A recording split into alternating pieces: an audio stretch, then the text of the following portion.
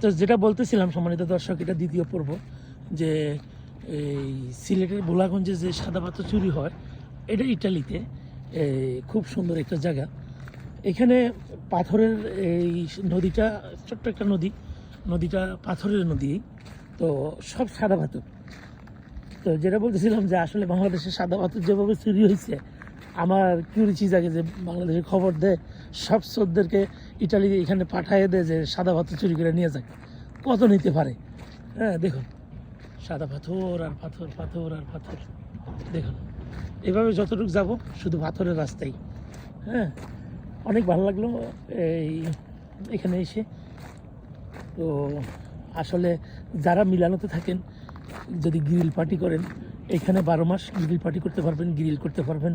হ্যাঁ, আর গরমের দিনে আসলে আপনারা গোসল করতে পারবেন। বিশেষ করে এটা হলো মিষ্টি পানি, যেহেতু নদী, এটা সাগর নয়, সাগরের পানি লোনা, নদীর পানি মিষ্টি, এটা আপনারা সবাই জানেন।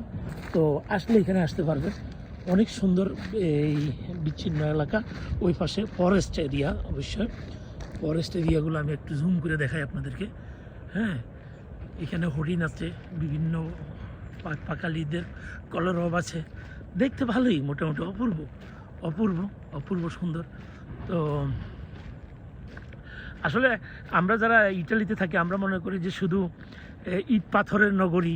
আসলে ইট পাথরের নয়, এটার সাথে আমরা এই দেখেন একজন ভাই এই বকশি পালাইছে, মাছ ধরতেছে। তো আসলে অনেক সুন্দর, আমার কাছে অন্ততপক্ষে ভালো লাগছে। এটি হলো এই শাখা পোশাখা। হ্যাঁ, এই যে মাছ ধরতেছে, আমি আবারও দেখাই আপনাদেরকে। এই শাখা পোশাখা দেখেন, ওই যে যাদের এই বোট আছে, বোটগুলো এখানে পার্কিং করে রাখছে, বোটগুলো পার্কিং করে রেখে ঢাইকা রাখছে। এই যে অনেকে গ্রিল করছে, দেখেন গ্রিল করে এখানে। তো সাদা পাথরের ইয়ে খুব ভালোই লাগলো। ধন্যবাদ সবাইকে।